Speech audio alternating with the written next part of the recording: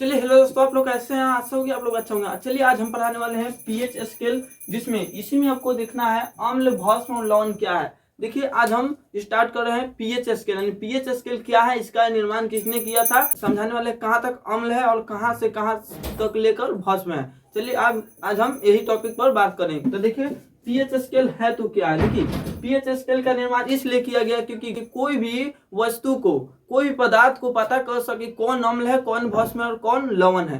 तो चलिए हम स्टार्ट करते हैं। देखिए पीएच स्केल का फुल फॉर्म होता है, पीएच का फुल फॉर्म होता है पी से पोटेशियम, एच से हाइड्रोजन। यानी पहले ये देखिए इस 1909 में सुलेंसन नामक वैज्ञानिक ने 1909 ईस्वी में किया था, जिसका नाम है पीएच स्केल। अम्ल है, कौन भस्म है और कौन लवण है।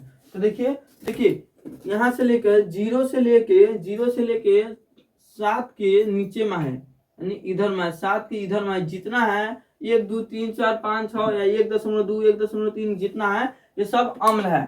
और देखिए 7 के उधर में है, 7 से लेके यानी 8, यानी 7 से लेके उधर में 14 तक जितना वस्तु है, जितना है वो सब भस्म है। देखिए गुण के आधार पर कैसे पता करते थे पहले कि कौन अम्ल है, कौन भस्म है, कौन लवण है। तो देखिए गुण के आधार पर अम्ल क्या है। देखिए अम्ल का मतलब बताता था जो स्वाद में खट्टा हो, जो स्वाद में खट्टा उसे अम्ल कहते हैं। और भस्म को बताता था जो स्वाद में कड़वा हो उसे भस्म कहते हैं। लवण के मतलब जो इसका कोई स्वाद ना हो, जो नमकीन हो, वह जिसका कोई स्वाद ना हो उसे लवण कहते हैं। नीमक भी कह सकते हैं, उसके नमक भी कह सकते हैं। देखिए जो 7 के बराबर हो, 7 के बीचों बीच हो उसे उदासीनीकरण, यानी कोई इसका स्वाद नहीं, इसके लवण कहते हैं। लवण क्या है, जिसमें दोनों का गुण हो, अम्ल और भस्म दोनों का गुण हो उसे क्या कहते हैं, लवण कहते हैं या नीमक या नमक कहते हैं। चलिए देखिए सुलेंसन नामक वैज्ञानिक ने बताया थे, उन्होंने सोचे कि कोई व्यक्ति चक कर क्यों टेस्ट करे कि कौन अम्ल है, कौन भस्म है, कौन लवण है। और कोई भी एसिड होगा, कोई भी एथी होगा, जैसे तेजाब मान लीजिए HCl अम्ल होगा, वो खाएगा तो उसका तो मृत्यु हो जाएगा। इसीलिए उन्होंने एक ट्रिक आजमाया, यानी उन्होंने एक ट्रिक खोजी जिससे अम्ल और भस्म को हम पहचान सके।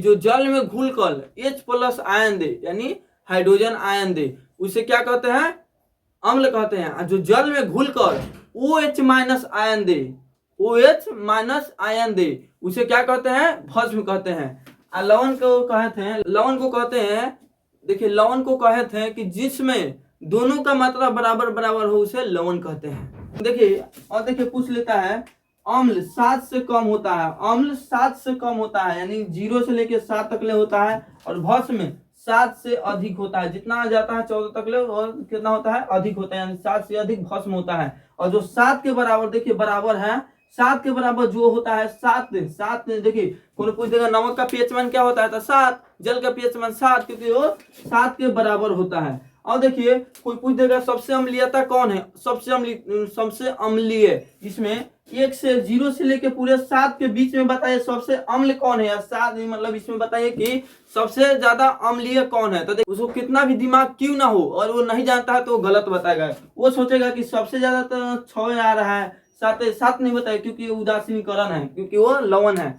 6 के नीचे में बताएगा, यही सब में से कोई बताएगा, लेकिन 0 नहीं बताएगा। क्यों नहीं बताएगा, क्योंकि उसको मालूम नहीं है। देखिए सबसे अम्लीयता वही होता है जितना माइनस में रहता है, यानी जितना घट के रहता है। 0 सबसे अम्लीय, इसको HCl भी कहते हैं। यानी सबसे ज्यादा घातक अम्ल कौन होता है, HCl अम्ल, जो कि हमारे पेट में पाया जाता है।